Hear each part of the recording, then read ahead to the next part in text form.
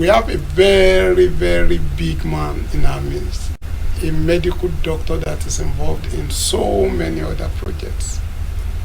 He's been involved in politics since 1983, am I right? Viewers at home, join me in welcoming Dr. Layo Adeniyi. You're welcome, sir. Thank you very much. My people at home, we want to know, who is Dr. Adeniyi? Well, well, the name is additional Layo Adeniyi, but people normally do call me Layo Adeniyi. That's the most popular thing. Well, I trained as a medical doctor, but sometimes in 1974, when I was defending my thesis, my Masters of Surgery thesis in Stockholm, Sweden, the topic of the thesis was surgery in the tropics. That is, I was trying to see, how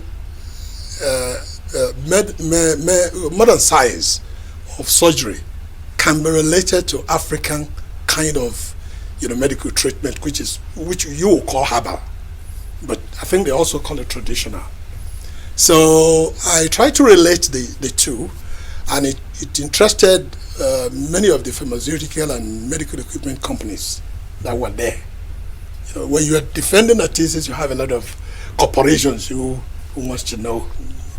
So in course of that defense, they asked me a few questions, and I told them how Africa can benefit from the new surgery technology that was in process, because at that time Lancet was being gradually phased out. So, and acupuncture, the Chinese method of surgery, was almost coming into the Western world. So after defending the thesis, many of the pharmaceutical companies approached me, particularly an American company, Rodney and Machado. They are based in Miami. So they asked me if I could help them to market their medical equipment in Africa, because I'm from Africa. And I told them why. I mean, it should be my pleasure if it is. I was a young man, I must say this. I think I was about 23 then. So when they offered me that, and they were talking of about $5,000 a month. And as a young medical doctor, my salary wouldn't be more than maybe $1,200. Like, I jumped at it, and it took me away from Sweden to the United States. So I was responsible for the marketing of their medical equipment and their drugs. Okay. That took me away from the theater. Okay. So that took me away from the theater. But as I was enjoying it, because I now realized that marketing this equipment was not going to be just Africa that I was thinking about. So they wanted me to cover the whole of Africa, and at the same time too some Asian countries. So I became interested in marketing. I wanted to know, how do I combine the two? The UCLA, University of California in Los Angeles, introduced a program then. It was like what you now call distance learning. So I registered for it to do marketing, and started finding it quite interesting. So is this where you go to university to study? So, but then I took an interest. When I was doing this course with the UCLA, I had some friends one from Gambia, the other one from Senegal. They were doing sociology and political science. So we were sharing rooms at that time. So when I see them, I take some of their sociological books, and I was just like, these are stories. This is not something. They were yelling at me, saying, what do you mean this is a story? I said, this is not scientific. There is nothing to really study about. They said, are you serious? So, but I wanted to show them that there was nothing serious in this. So I registered for the first 20 points. And I realized that within a month, I've covered the. You must be very brilliant. So is this where you stayed at university to study for 3 years? I said, yeah. They said, yes. So that was how I got into social sciences. Okay. You know, in sociology, you do touch on political science. You do touch on anthropology. And I was seeing all these as attractive studies. Anthropology, you know, studying the ancient time, the discovery of this. That dissuaded me away there. And then political science, you learn about John Kennedy. This is quite interesting. So, when I was working with Rodney and Machado, I took interest in all these social sciences. And eventually, I found myself in it because I was really enjoying it. So when I write papers, the professors would get interested in it and they wanted to know if I've studied something like that. I said, no. It's just the materials that I got from the library. These are the things that I used. So now, let's look at your experience in Sweden, in America, and in Nigeria. And UK. Yes. In Sweden, the social services introduced was almost the same thing as I have been reading about Awolowo. Okay. Free medical, because in Sweden it was free education from primary to whatever level. So Awolowo was not really introducing something new. But then again, they were giving money. When you get to the master's level, Sweden gives you money. Then when you are sick, you don't go to school, you don't go to anywhere, they send money to you. When you are pregnant, when your wife is pregnant, the very moment it's confirmed that she's pregnant, they send an equivalent that time, an equivalent of 200 shillings, which will be at that time, which was around $50 every week. Because she's pregnant. So I became interested. So, and then because I was seeing all this, I've read quite a lot of books about Awolowo then. So when I was seeing this, what time is this? I'm talking of 1970, 73, 74. Okay. So I've read about his Path to Freedom, you know, People's Republic, all those words. So this man was not really introducing something new. So I became very, very interested. But when I got to the US, I saw it's a different thing entirely. Okay. You know, yes, they provide social services, but not the way it is provided in Sweden. Okay. Education is not free. You got to pay for it.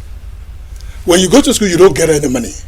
So now I can see the big difference, you know, between the two society.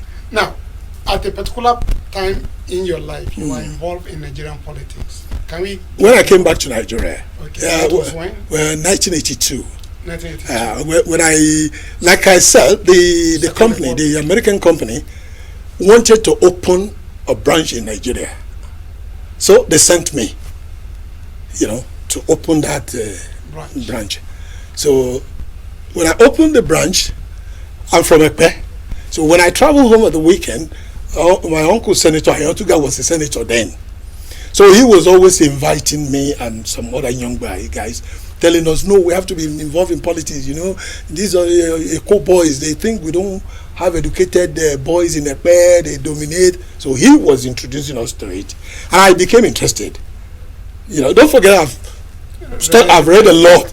You know, political science, sociology, this and that. So it was like he was introducing me to something that you know, that will interest me. So specifically in 1983, when they wanted to have the primary election for the general election of that year, so he introduced me to Jakonde, and Jakonde put me among those who would do the primary election. That was how I got involved in it. Okay. So can I just maybe in a few sentences, what was your experience then? I think what is happening now is not totally new. At that time, the primary election was free and fair, no doubt about that, particularly in the UPN. Though you could see the traces of, do I say sympathy, of the leader for particular candidate. In this respect, let me be specific. When we were to go to Kwara for the primary election, Jakonde did not categorically pronounced it. But he said we should assist Olawoyin. And he said he didn't pronounce it. Well, yeah, well, when he said we should assist Olawoyin, the way I will interpret it was to see if we can help his campaign team. Okay. That was the way you understood. I understood it. So, but because of my background, when I got to Kwara, I started what we call public opinion poll. I was doing it on my own. My team was not Otuba Laumi was our leader, was the chairman, but I was just a member. Dele Shoboale was with us. You know, he was a lecturer then at the University of Lagos. So when I conducted the opinion poll, I saw that majority of the UPN members that I talked to favored Adebayo. You get what I mean? But the briefing that we had from Lagos does not seem to favor Adebayo. So that sort of triggered my interest to know who is this Adebayo. You know, so from that point, I begin to see Adebayo is Igbono. He's from Okeonigbi, and the Igbonos, they want the governorship. They don't want Ilorin to keep on dominating them. So all the Igbominas in Lagos and about everywhere were, you know, working for Adebayo to emerge as the governor. As the governorship. Yes, I saw that. So I think about 5 of them were contesting. Adebayo himself, Olawoyin, Usman Laro, Layo Adeniyi from Igbira, and there's one other person, Usman Laro, Batimi, Elias, you know, Olawoyin, and Adebayo himself. So we had the primary, but clearly Adebayo won, closely followed by Olawoyin. I think Elias, no, Abatemi came third. He's an Ibira man. Then Usman Laro followed, and Elias and so. But the chairman called us into his hotel room and said, Adebayo rigged this primary. He has persuaded all those boys to come and come and vote for him. Then I said, hey, uncle, they voted. We recorded it. Okay, he persuaded them, fine. I mean, that's what he's supposed to do. He said, you don't know anything. I said, okay, what is it I'm supposed to know? He said, no, I'm a call report to me. He said, no, rig election. And I said, no, I won't be part of it. He said, no, I won't be part of it. The election was free and fair. The man won. They said no. So they wrote their report saying Adebayo rigged the primary, and they wanted me to sign. I said no, I won't. So I went back to my room. I wrote my own one-man report. So when I probably they thought, well, I won't be able to. If I give it to Jakonde, it won't get anywhere. You know, because we got the briefings from bishops, which was Jakonde's house. That was probably what they thought. But when I wrote the report, I went to Apepa. I can't never forget that day. I got to Apepa in the morning at about 9 o'clock. I was sitting down at the city room there till to 3. Papa was coming down from the stairs and he said, my dear, kí. Then I said, sir, you ferry. You want to see me? He said, okay, come along. So I gave him my report. He read it, he put it on the table. He called Mama. He showed Mama the report.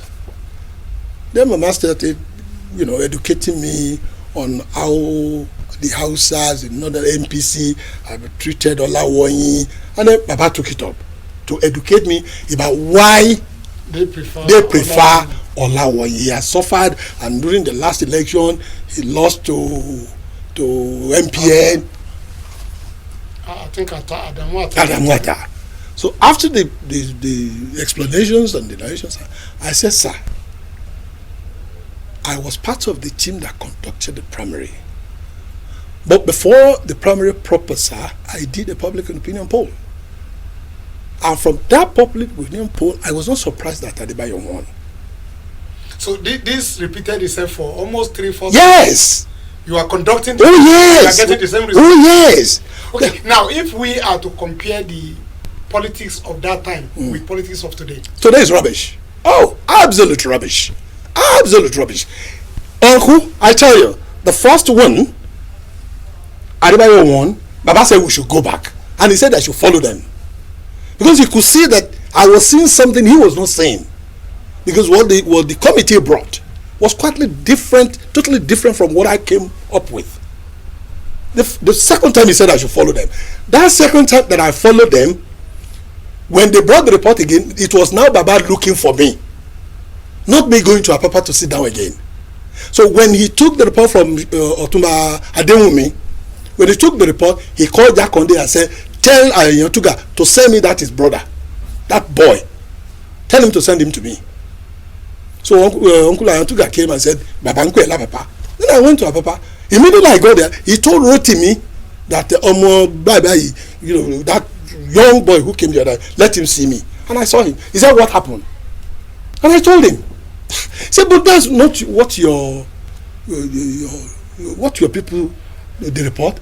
Wouldn't that have shown the type of leader Awolowo was? Yes. Because I know that today, a leader wants candidate A, and it must be. And it must be. In Awolowo's case, it wasn't so. Though he would have preferred Olawoyin, but when he saw clearly that there was an objective report that says something otherwise, he listens. He said, your people said they want to retake it, follow them again. The third time we did. When I came back, he asked me what was my opinion. And I told him, sir, this man is winning. If we insist, they may disgrace him at the end of the day, because already at Elias and Abatimi are already saying something funny, that nobody can come and force a candidate on them in Kwara. And true to type, when we went back the fourth time, Elias, Abatimi, Usman Laro, they all stepped down for Adebayo and told their supporters, to vote for Adebayo. So at the end of that primary, Olawoyi was disgraced, because Adebayo swept everything. And Baba congratulated him. He scored less than 100. Olawoyi, very, very far less than 100. Very, very far less than. CEO scored well over almost 3,000. Then Baba said, that's the candidate. Now, we are on the road again. Yes. Primaries have been conducted. Oof, primaries. You say selection. Come on. No, you see, why I'm asking this is this. We now have something to compare with. Yeah. What role did money play in the primaries of UPN? There was no money. It's your credibility. You are not giving anything. A dime. Maybe the money with which the party pay for our hotel accommodations. We use our own cars. At that time I was working, and thank God at that time my salary was about 24,000, which was quite a lot of money at that time per annum. But we use our own cars. But the hotel and the venue, UPN paid for it. That's all. No money. And nobody gave us anything. Not the candidates. Is it the same thing today? I wouldn't know, because I don't live in Nigeria. But for what I can see, and from my observation, I don't forget it. I don't think there is any election days. I don't think it's just simple selection. You want somebody, you say that's the person, and that's all. And probably you say that because that's a person who can play a ball. In the days of Awolowo, as far as is concerned, the person who will emerge as his candidate is somebody who will do exactly, who will work exactly on his blueprint. He had a blueprint which no political party, no political leader of today has. Can you describe, maybe in a few sentences, who is Awolowo? I will not be. I'm too small to do that, because at the time, I mean, the time I met him, I think I was 20. I think I was 32 when I met him. I think I was 32, and the man was already in his 70s. That's number one. Number two, I only read a lot of books about him. The ones he wrote, the ones some people wrote about him. Yes, I met him. You are close to a few guys that are close to him. Yes, but will you compare close to him of today? Close to him, my brother. I won't say close to him. I said you met him. I have met the man. And you are close to some people that are actually close to him. No, I have met some people Senator who claim. Are you two guys gone? He's no more alive. But what picture do you have? If you show me your friend, I can as well imagine who you are. Okay. If you want me to say with that way, let me take my own state, which is Lagos State. Jack Onde lived and died at number 2 Bishop Street. When he was governor of Lagos State, he was going from 2 Bishop Street to Alausa. And he was driving his Toyota Crown. That was the governor that I knows Awolowo. Okay? Ayotuga lives in his house in Antoni Village as a senator. What you have today are not politicians, but what I would like to call commercial politicians. Or you want to say political merchandise. Or you say merchants. That's what they are. Today, let's face reality. You borrow money to contest an election. 100 million to buy form. Is it normal? You borrow money to 100 million to buy form. You buy a form to contest an election with 100 million naira. By my own definition, 100 million naira, I'm an industrial consultant. 100 million naira will set up an industry in Nigeria, and that industry will fetch job for nothing less than 2,000 people. And you took that money to buy a form because you want to be president, and you want to tell me you're going to serve? Come on. Now let's look at the development of Southwest. What used to be Western region. My brother. All those industries that we used to have. What happened to them? My brother. That's a case for tears. That is a case for tears. And you feel the pain more when you realize that those who are the ends of affairs are those who benefited from Awolowo's system. Primary school, secondary school, even up to UPN. These are people who benefited from it. And they came to office to inflate road contracts, to introduce additional tuition to university, to disregard agriculture. Come on. We all know the role agriculture plays in Western region. Nobody was looking for food at that time. During the yam season, if you have yam from Ibadan Ekiti, come on in Ibadan, food was everywhere. Cocoa was exported and money was coming. Nobody is thinking about this. What happened? You are describing the current situation. How did we get here? You got here by accepting that money should be an important factor in politics. That's how you got here. That's how you got here. You woke up and say, that's how you got there. And unfortunately, the followers too woke up to say, that's it. And he gives you what you want so that you can get it. There's a school of thought. Some people have been saying what you call independence, the 1960 flagged independence, was described by somebody as an entrapment of the future welfare and development of Western region. Will you want to say Western region was entrapped, that we didn't benefit anything from On that note, yes, I want to blame my great man, Obafemi Awolowo. On that note, I want to blame him for allowing us to get into this situation. In 1956, the British government approached him and asked him if he wanted independence, and he got it. Western region got independence from the British. 56, 57. So what happened? Exactly. So why should he discard that independence and join the so-called Nigeria independence in 1960? Why?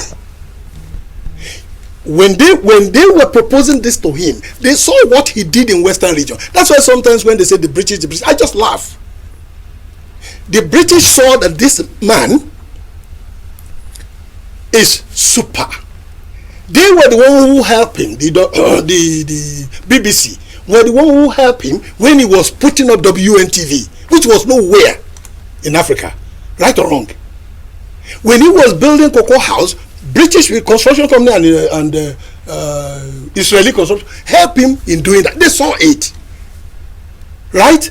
And then they saw that the speed at this man is going, it's going to be something else. So they asked him if any part of Nigeria wanted the president, and he opted for it, and they gave him. Why did he say he wanted? Dr. Adeniyi, yeah. So for that, I blame him. We wouldn't have been where we are if he had taken that independence and continued that way and let Nigeria, what do you call it, the East and the West, let them decide when they want to be free, and they can be free. It's their own business. Okay, so here we are. Exactly. We are now in this situation. Yes. Which way forward? I want to repeat that the way forward is for Yoruba land to adopt a completely new political order. Like? That's right. Let those who genuinely believe in the welfare of the Yoruba race. As far as I'm concerned, Yoruba is a race, and we have everything that it takes to be great.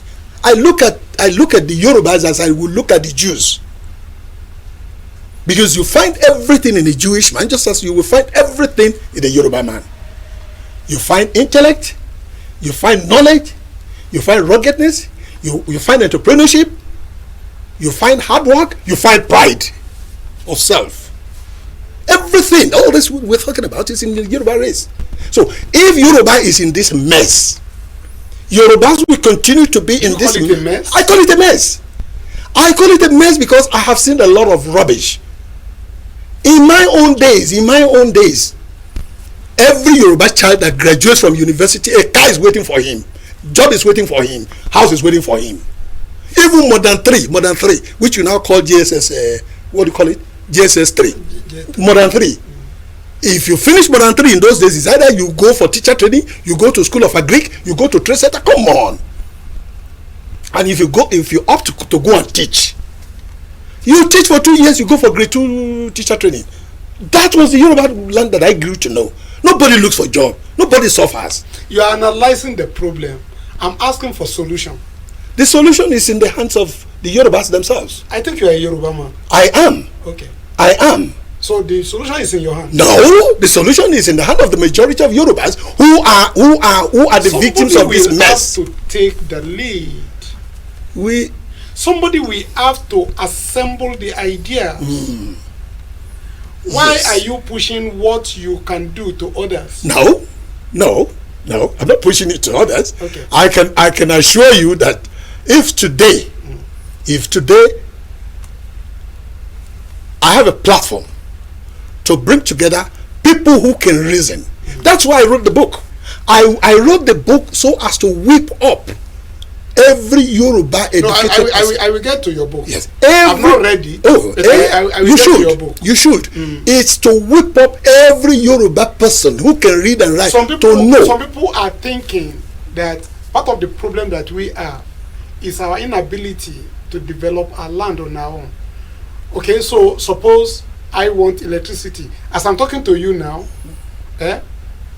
this studio is on Jen. Yeah.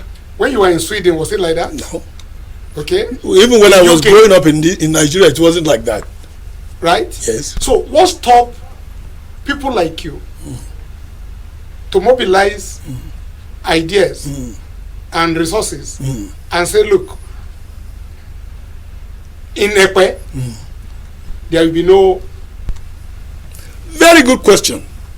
What stops people like me, not me alone now, what stops people like me from being able to mobilize is we have not been involved in the rubbish and being able to store our rooms with money so that we can flush it out to people. That's it. Blame game. Well, you will call it blame game, but it's a reality, because today, if you come out today and say, this is what we should do, this is you just start talking. I can tell you, if you are inviting people from zones, from wards, they want you to send money to them before they can come. Because they don't trust you. Huh? Because they don't trust you. So, if they don't trust me, if you prove yourself to be how trustable, do I prove myself when I'm not voted in? How do I prove myself when I cannot buy my votes? How do I prove myself when I don't have the opportunity? I actually want to open the studio line in case there are people. Please, no problem. I will answer. Challenge some of the things you are saying. Nobody put Awolowo there. Hey, Nigerians Yorubas put him there. He came up. He came up. A sharp difference. When Awolowo was coming up, there were no political merchants. So he had the opportunity to prove himself that this is what I can do. When he went to elections, with the NCNC on one part and his own party, NCNC was not distributing money. NCNC was not buying votes. NCNC went to polls with their ideas and thoughts. He went to polls with his ideas and thoughts. And then at the end of the day, people choose him. When they choose him, he proved himself. Today is not the same thing. Yeah. If you come up today to say you are contesting an election, you as it is today, if you are not a money bag, forget it. You are dreaming. You are dreaming. That's the reality. That was the viewers at home. You may want to join this discussion. The studio line is 090 70 72 0980. I repeat, 090 70 72 0980. Doctor, the challenge that we are having today is that people like you are actually shutting yourself off the radar. Because and we will continue to. Because you think some people are already on the field. No. And they will close you in, whatever. No, not because we think some people are already on the field, but because we know that money plays the major role in this political setting. Not because we think. It's not we think. We know that money plays the primary role in the political order that is on ground now. You'll be fooling yourself if you just think you talk to people and they're listening to you when you are not giving them 10,000 to travel. When? Okay, excuse me. Oh, I lost that call. Sorry. Doctor, I will insist. Okay. What is the way forward? The way forward is, in the first instance, for the Yorubas to mobilize themselves and say enough is enough. There are other political parties that are not merchants. Yes, there are many. Yeah, please let me take this call. Hello, sir. Oh, I think the call dropped. We need to find a way. Our challenges may differ, right? The challenge of Awolowo was how to get Britain off. Your own challenge is different. Every generation has its own challenge, right? But pushing it, how do we get out of this? Excuse me. Hello? Yeah. Please, tune down the volume of your television set or get far away from it. You have a question for my guest? Yeah. Okay, please go ahead. I have no question, but I just want to ask. Okay. About Oh my God. Let it drop. The call dropped. You may try again. All right. I look at it as not accepting responsibility or challenge, pushing what you think is wrong at the doorstep of others, and now crying that there is lion on the street, and that's why you won't go out. As it is today, there is election coming up. Just in a matter of days. Yes. Right? Nigerians have a choice to make. And they are making their choice already. Oh, okay. They are making their choice already. You need to see the rally of presidential candidates of SDP, presidential candidates of some parties that are that have not been lucky to be in the treasury and amass enough wealth. You see them, you don't know them, but the parties that can afford millions of naira for people to come to their rallies, you can see. So you'll be wasting your time, my brother, if you think this order, the only thing that can change the order is the solution of the system called Nigeria. What did you say? The solution of the system called Nigeria. What do you mean? I mean, let everybody go their own way in Nigeria. Let the Oduduwa people go. Let whoever wants to go, whether you are Biafra or whatever. Well, my reason for that is this. Yes. If you today, if by miracle, because I'll call it miracle, because already those who have the money will always buy, they will always buy their seat in the Senate and wherever. So they have the money. Governorship, they have the money. So you will be wasting your time if you say you want to liberate it. Who do you want to liberate? You cannot liberate anybody because you don't have the wherewithal, the financial wherewithal to do that. So the only thing you can call for, which is very, very, very difficult, is for the dissolution of the so-called nation called Nigeria. If the Yorubas today have their own nation, as though not a nation, but as it was in the old Western state, when autonomous region. That's right.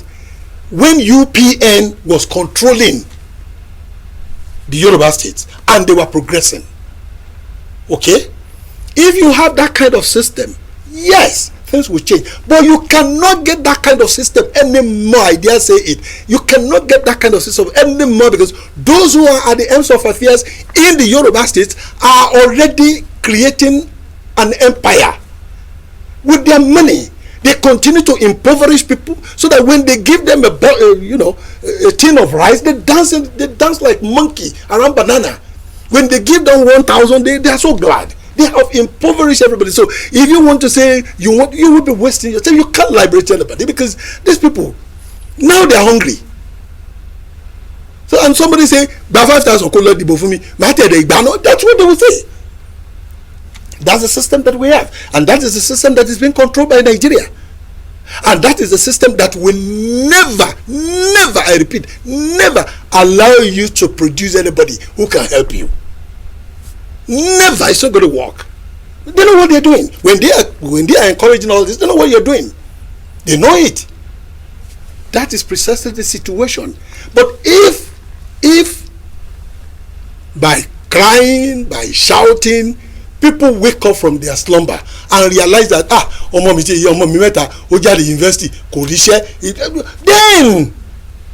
then maybe things will change. But as it is now, forget it. Not with this You are arrangement. painting a hopeless situation. It is a hopeless one. I'm not painting it. It's just exactly what it is. I'm not painting it. It's clear. Everybody can say it. It doesn't matter how much we pretend. This is the reality. What will you expect from the next government? Nothing. I will only expect them to come and buy more houses in Dubai, and buy more houses in London, and buy more houses in Miami. That's the only thing I will. Those who have only one house, I expect them to come and buy 2 more. And I expect the poverty, the people to wallow deeper in poverty, because these people, they're not interested in them. They're interested in their money. You can see the way they do it. When your party is in power, I come to you. When you leave power, I go to him. Are you saying that's going to produce? Come on. It's not possible. A system that that says before you can be a presidential candidate, you need to pay 100 million, and you have over 20, 30 people.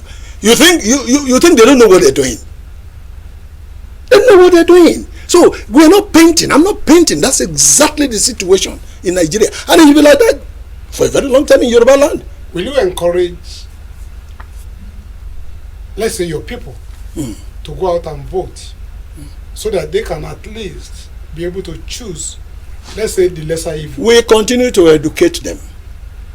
You can't tell them whom to vote for, but you can educate them. Now, hey, think twice. You know, you've been voting for this and this and that. This is what you got. So think twice. That's the only thing you can do. You can't tell them vote for A and B. It's not possible. It's not possible. But if you educate them, if they now see okay, me then at a particular time, I'm about to round up. At a particular time,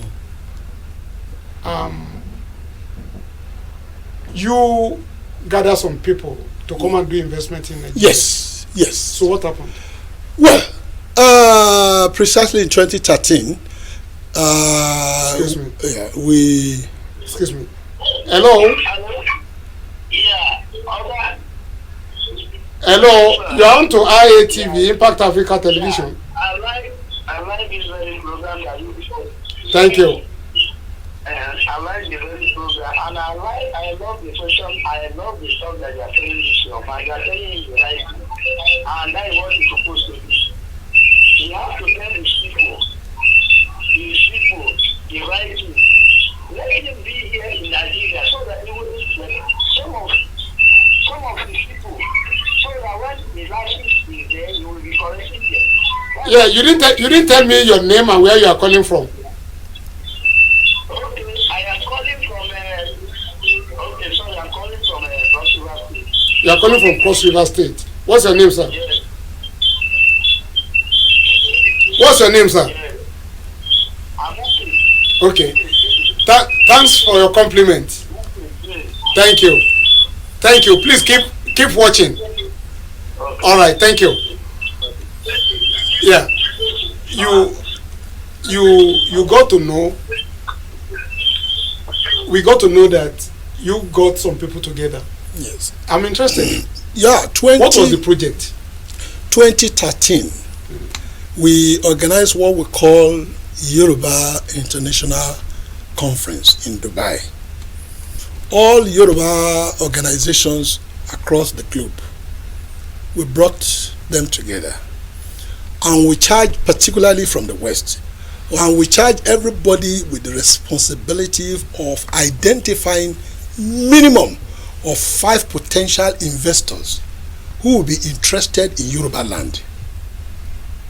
So, and we invited Oba Alaafin. Excuse me. Hello. Hello. Yeah. Hello. Yeah. Please, your name and where you are calling from. My name is David. My name is David. I'm from Benue State. From Benue State. Yes, sir. Yeah. Your comment, please. Yes, sir. From Benue State, Urugu local government. Thank you. Let's have your comment. It's gone. Now, our intention was to encourage direct foreign investment to Yoruba land. Okay. I am the brand owner of All African Investment Forum. Okay. I organize investment forum every year at Burj Al Arab in Dubai. What I do was to bring together all African states and, to meet foreign investors. And I had so many of these foreign investors that I thought I could do the same thing for Yoruba land. So we organize it. And I told all Yoruba associations all over the world to at least make sure they get minimum 5 potential investors who will be interested in investing in Nigeria, in Yoruba land, not Nigeria. And we did. So we had a conference in Dubai at the Burj Khalifa. We invited Alaafin. We invited Oni. Oni couldn't come, but Alaafin came. Now we invited the 5 governors, Lagos, Ogun, Oyo, Ondo, Osun. We invited all of them. because that's our target. Now, in addition to our own invitation to all these governors, Alaafin also invited them. And we put together all these investors from all over the world. We put them together in Dubai. Worldwide Holdings, it's the president of the Worldwide Holding is Lama Jensen. He was so impressed at our presentation about Yoruba land. Because everything, we identify everything in Yoruba land, mineral resources, agriculture, and all those sort of things. It's just exactly the same thing we try to do now. He was impressed. He alone promised Alaafin that $200 billion on the platform for Yoruba land. Whatever you want in Yoruba land, he was ready to do it. $200 billion. I'm not talking in terms of million. $1 billion. And Alaafin was like, if you can give us an aeroplane to start Ududua airline, we can even start with that. He said, done. That Alaafin should get the necessary documents for it. And Alaafin agreed. We were to construct train round Yoruba state alone. Yoruba states alone. And a big mall in Osogbo as the center of Yorubas. Alaafin himself agreed to all this. We signed everybody. A Russian company also, a Russian organization also said they are ready to invest $50 billion. Many of them. But Alaafin was like, this is an opportunity. None of the governors came to that conference. When these people were to sign, it was Alaafin who signed and me that witnessed. None of the governors, none of them came. It was Alaafin was almost crying at that conference. He even called Ajumobi, ọmọ mi, ntí mo rí mi kì í ṣe nǹkan kékeré, ìbádàpọ̀ tó bá lè wá fúnra rẹ̀. He called Ajumobi. I was there when he was calling him. And Ajumobi said, Monsura wà ńbẹ̀. At that time when we were talking, Monsura was not there. Monsura was found in the gold souk. Monsura, we understand, was the speaker of the house at that time. Yeah. Alaafin was almost crying. And Alaafin said they should come to Nigeria. Nothing happened. And since then, we realized that these people are not interested in the development of Yoruba land. They are interested in being governor, take care of themselves, and that's all. Viewers at home, we thank you for your time. Some people are still calling, but our time is fast spent. Yes. We need to release you.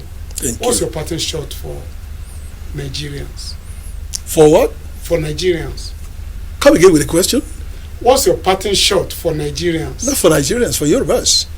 Okay, so what's your parting shot? My parting shot is they should wake up. They should wake up and ask people who know what Yoruba land was when Awolowo was there. They should keep on asking questions. Ṣẹ́yìn wà láyé ńgbà ayé Awólọ́wọ̀. Ṣẹ́yìn wà láyé ńgbà ayé Awólọ́wọ̀. Báwo ni ayé ṣe rí ńgbà ayé Awólọ́wọ̀? They should be asking that question. And when they ask that question, they will be able to come up with what to do. I have nothing to do. Forget about Nigeria. What's my business? What's my business with the North? What's my business? My business is with my people here. Well, viewers at home, thanks for your time with us. On IATV, we still believe we can still do something with Nigeria. All we need to do is to change the way we do things. Good luck. This country is beautiful. Yeah, we used to say they created Nigeria, but there are no Nigerians. Everybody is either Igbo, Hausa, or Yoruba. Is that not right? But I know we can still have Nigeria of our dream. Thank you and God bless you.